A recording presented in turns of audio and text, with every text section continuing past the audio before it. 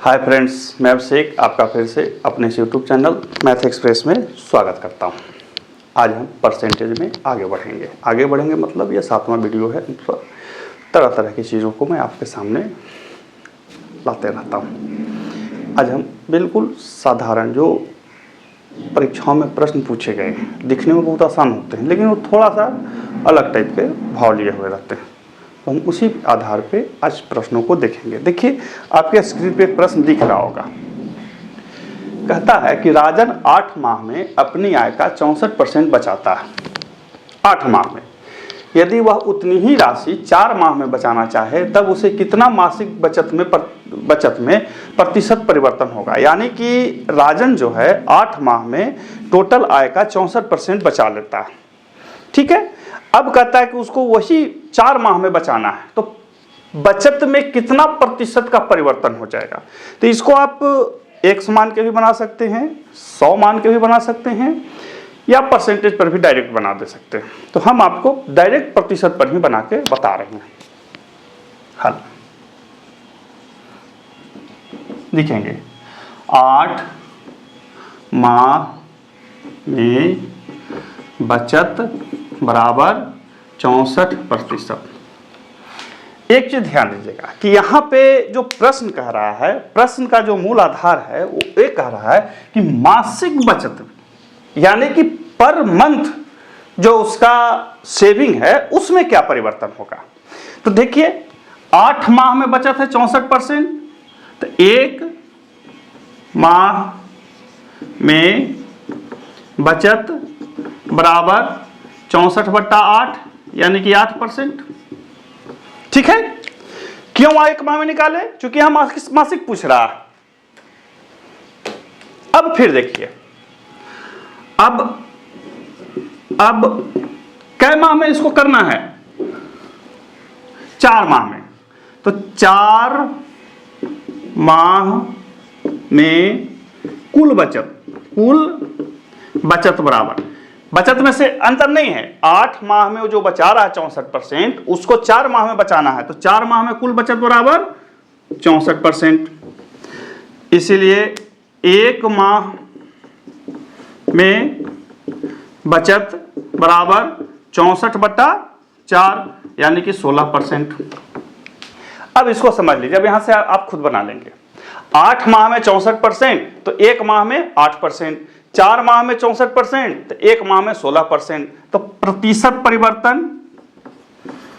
परिवर्तन बराबर 16 घटाओ 8% यानी कि 8% का, सॉरी परिवर्तन हमने लिख दिया, तो लिख देंगे प्रतिशत परिवर्तन बराबर 8 गुने 100/8। कहिए कि श्रीमान 8 का है लिखे।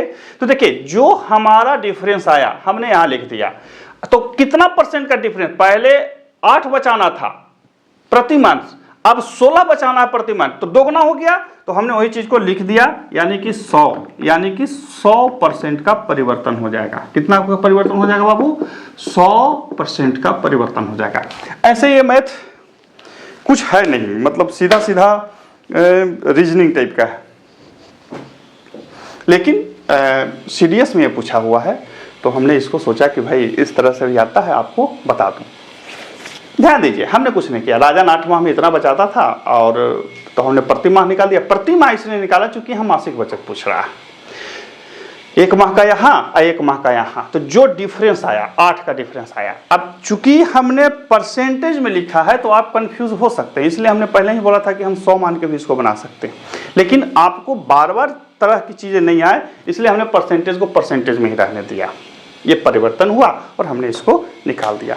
तो इस तरह की चीजों को आप ऐसे हल कर सकते हैं। अब देखते हैं इसी में एक आगे के अच्छे खासी प्रश्न जो है वो एसएससी एमटीएस में पूछा है। बहुत आसान लेकिन बड़ा टेक्निकल टाइप का है। तो हमें लगा कि भाई आप लोग को बताना चाहिए। ऐसे भी जानते हैं, मैथ जिसको आता है ना ये बड़ा अच्छा से बनाता है, जिसको नहीं आता है ना वो बेचारा बना रहता है।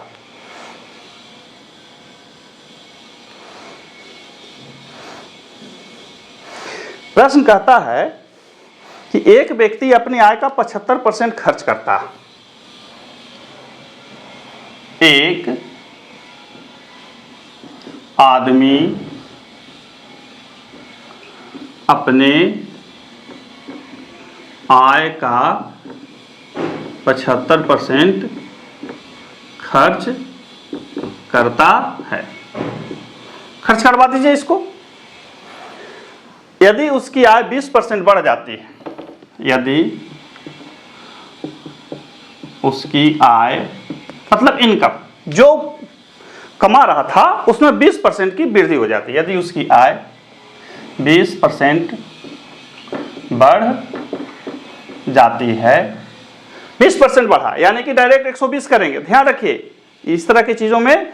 और वो अपना खर्च 10% बढ़ा लेता है, और अपना खर्च 10% बढ़ा लेता है। अपना खर्च कैसे बढ़ाता है? 10% बढ़ाता है। तो उसकी बचत कितनी बढ़ेगी? तब उसकी बचत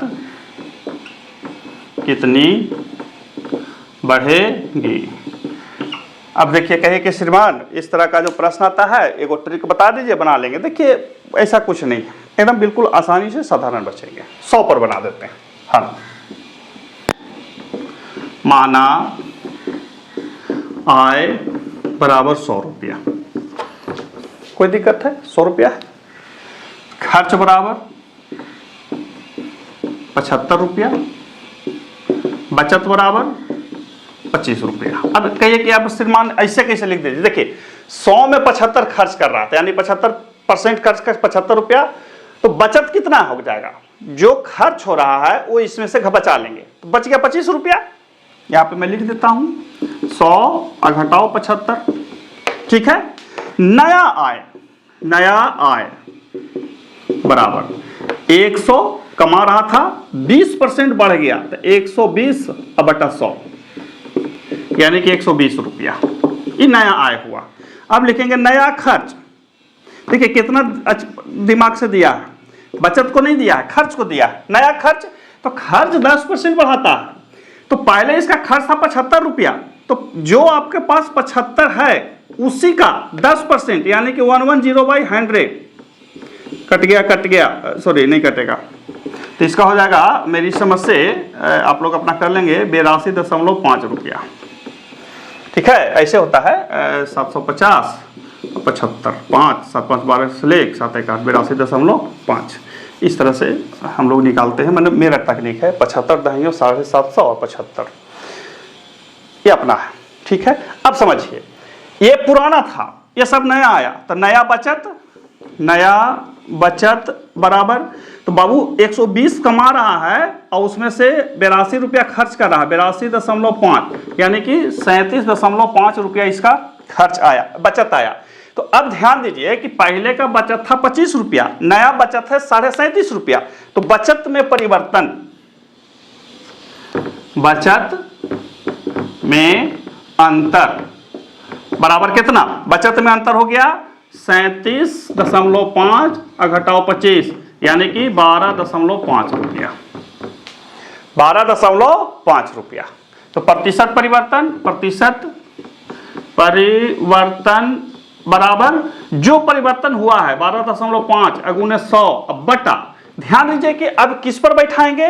तो जो पहले का बचत था उसमें कितना चेंज हुआ? पहले का 25 था, अभी 37.5 है, तो यानी कि 12.5 रुपया बढ़ जा रहा है, तो उसी को नीचे लिखेंगे।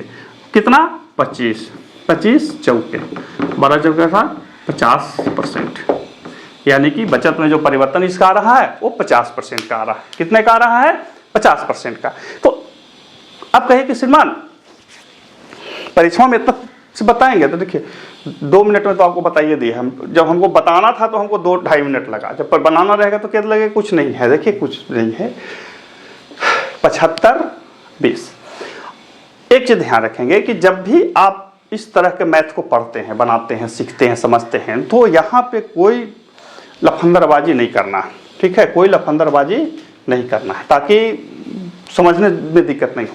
एक बार जब आप सीख लेंगे तो फिर परीक्षाओं में कोई दिक्कत होने वाली आपकी नहीं है, इसकी मैं पूर्ण गारंटी लेता हूं। आपके दिमाग के जो चक्षु हैं, दिमाग के चक्षु, चक्षु माने आंख होता है, आपके जो दिमाग की आंख है तभी खुलेगी जब आप खुद से अपने स्तर से मेहनत को करेंगे। हमारा सिखाया हुआ बहुत देरी काम नहीं करेगा, हम सिर्फ ये बता सकते हैं कि ये ऐसे होता है। यही कारण है कि मैं पूरे क्लास में, मतलब मैं ऑफलाइन भी जब क्लास लेता हूँ तो सीधी सीधी इस बात का इंश्योर करता हूँ कि भाई झमेला नहीं हो, इसको परीक्षा में पहुंचे तो दिक्कत नहीं हो। अब कहता है कि एक व्यक्ति के वेतन में मूल वेतन की 10% वृद्धि कर दी गई।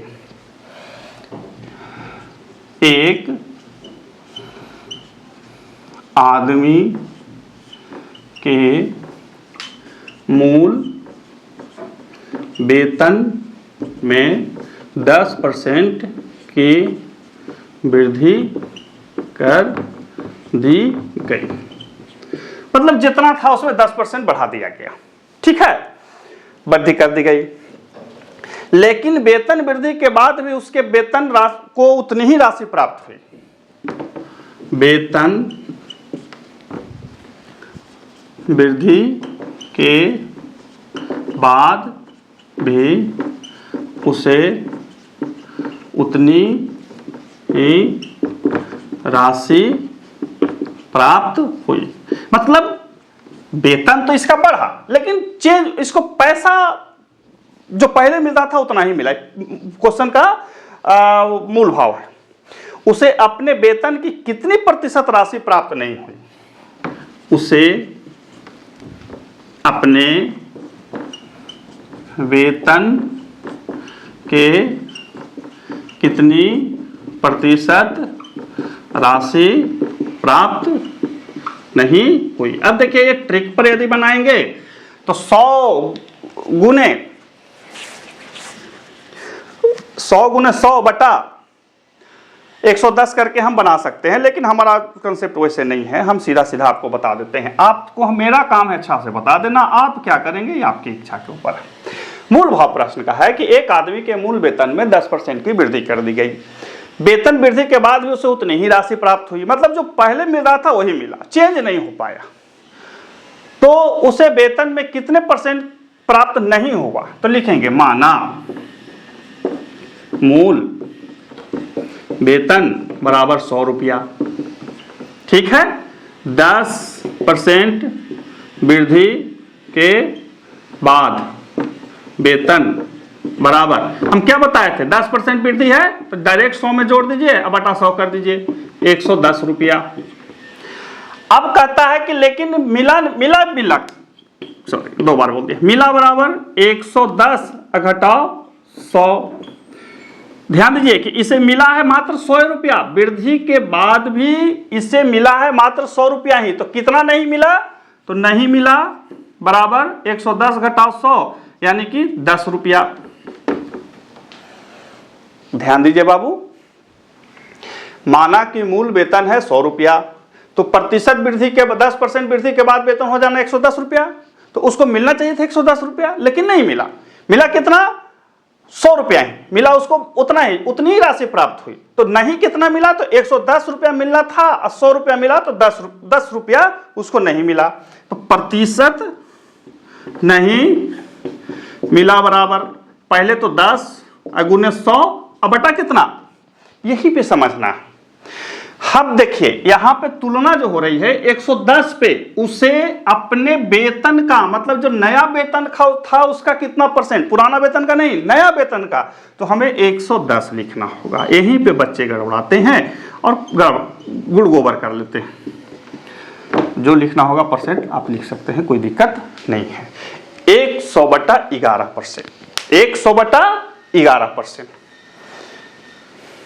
2 बार लिखिए, 2 बार समझिए। हो सकता है कि हम बताने में, समझाने में, हालांकि हम अपनी ओर से तो सर्वोत्तम प्रयास में हैं, लेकिन हो सकता है कि मैं उतना श्रेष्ठ नहीं हो जितना आप होना चाहिए था, लेकिन इसको ध्यान रखेंगे कैसे बनता है, ठीक है। तुलना करना था जो बढ़ चुका है उस पर, इसीलिए हमने 110 लिखा, ठीक है। और हमने यही बताया था कि जब इसको आप ट्रिक पे बनाएंगे तो कुछ नहीं रहता है, 10 गुने 100 अब बटा 110। ये मतलब एक जो प्रश्न रहता है ना जी, किसी राशि में 10% की वृद्धि कर दी गई, मूल राशि में लाने के लिए उसको कितना % का कमी करना होगा, सेम प्रश्न है ये, लेकिन ये लिखा हुआ है। अब चूंकि मैंने पहले ही बताया था कि मैं इस कंसेप्ट पे आपको बताऊंगा कि ताकि आपको कहीं दिक्कत नहीं हो। अब देखिए एक प्रश्न है, लंबा चौड़ा प्रश्न, कहता है कि दो व्यक्तियों के संपूर्ण वेतन लब्धियां बराबर हैं, परंतु उनमें से एक को अपने मूल वेतन का 65% भत्ता के रूप में, जबकि दूसरे को मूल वेतन का 80% भत्तों के अलावा मिलता। अरे नहीं जी, तो दूसरा प्रश्न, हाँ देखिए, किसी कंपनी के सभी कर्मचारियों का मासिक औसत वेतन 5000 था। किसी कंपनी के सभी कौन है, कर्मचारी नहीं जी, क्या है, हाँ कर्मचारियों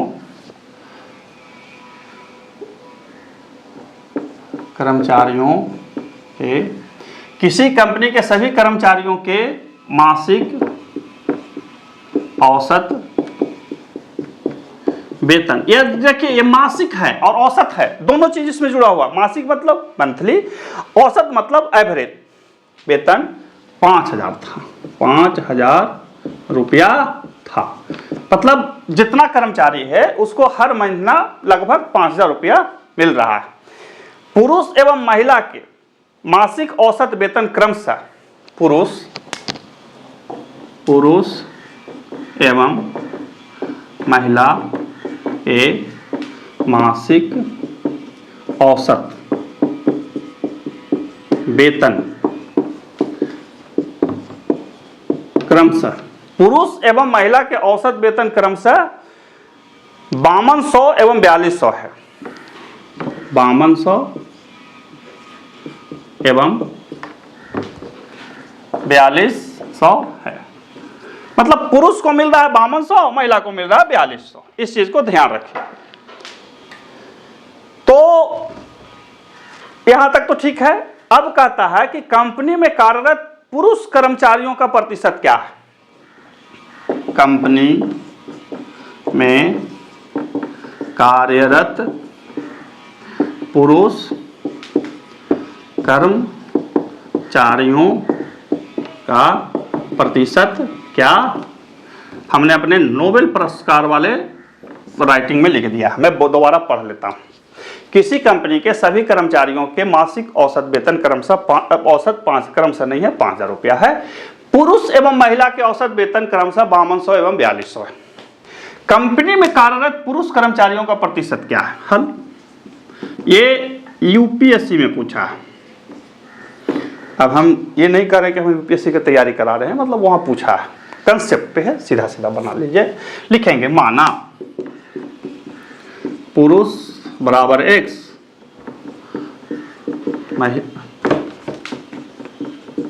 महिला बराबर y। ठीक है बाबू, ठीक है। तो x प्लस y बराबर कितना, 5000। होगा या नहीं होगा, सो बताइए। मान के चलिए कि हमने पुरुष को रखा कितना, इतने है ना जी, हाँ यही तो है,